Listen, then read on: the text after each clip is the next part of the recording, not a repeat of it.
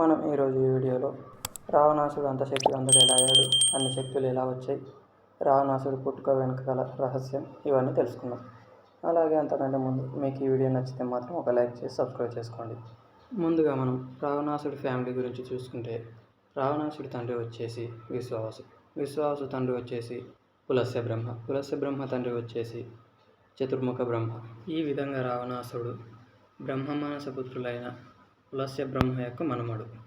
అందువల్ల రావణాసుడికి వేదాలు, ఉపనిషత్తులు అన్నీ తన తండ్రి వల్ల వచ్చాయి. అలాగే తన తల్లి రాక్షసి అవడం వల్ల రాక్షస గుణాలు రావణాసుడికి వచ్చాయి. రావణాసురుడు రాక్షసుడు అవ్వడం వల్ల దేవతలపై యుద్ధానికి వెళ్ళాలని తనకి గొప్ప కోరికగా ఉండేది. కానీ తనకున్న శక్తితో దేవతలను ఎదిరించడం అసాధ్యమని తెలుసుకున్న రావణాసురుడు తపస్సు చేయడం మొదలుపెట్టాడు. ఇది తెలుసుకున్న ఇంద్రుడు తన తపస్సును ఎలాగైనా భంగం చేయాలని అప్సరసలను పంపించడం మొదలుపెట్టాడు. కానీ రావణాసుడు దేనికి లొంగకుండా తన తపస్సును అలాగే కొనసాగిస్తూ దాదాపు 10,000 సంవత్సరాలు కఠోరంగా తపస్సు చేశాడు. అప్పుడు చతుర్ముఖ బ్రహ్మ ప్రత్యక్షమై ఏం వరం కావాలో కోరుకున్నాడు. అప్పుడు రావణాసుడు నాకు చావు అనేది లేకుండా వరం ఇవ్వమని బ్రహ్మను అడుగుతాడు. అప్పుడు బ్రహ్మ చావు లేకుండా వరం ఇవ్వడం సృష్టికి విరుద్ధం, కాబట్టి అది తప్ప నువ్వు వేరేది ఏదైనా అడుగు, నేను ఇస్తాను అనడంతో అప్పుడు రావణాసుడు నరుల చేత అలాగే వానరుల చేత తప్ప నేను వేడి చేత చావకుండా వరం ఇవ్వమని అడుగుతాడు. అప్పుడు బ్రహ్మదేవుడు తదాస్తు అని చెప్పి వెళ్ళిపోతాడు.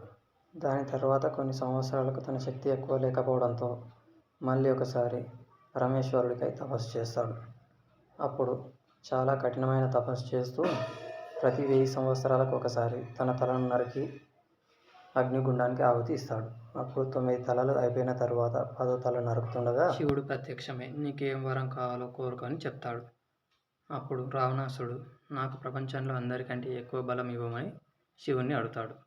అప్పుడు శివుడు తదాస్తు అని చెప్పి నీ బలం వల్ల నీకు అహంకారం పెరగకుండా చూసుకో అని చెప్పి వెళ్ళిపోతాడు. ఇప్పుడు రావణాసుడి పుట్టుక వెనుక ఉన్న రహస్యం తెలుసుకుందాం. విష్ణువు యొక్క ద్వారపాలకులైన జయ విజయులు ఒకసారి సనక సనందాది మహర్షులు రావడంతో వారిని లోపలికి వెళ్లకుండా అడ్డుకుంటారు. దానివల్ల వాళ్ళకు కోపం వచ్చి మీరిరువురు భూలోకంలో 3 జన్మలు ఎత్తవలసి ఉంటుందని శాపం ఇస్తారు. దానివల్ల జయ విజయులు భూలోకంలో 3 జన్మలు ఎత్తుతారు. అందులో మొదటిదే రావణ కుంభకర్ణులు.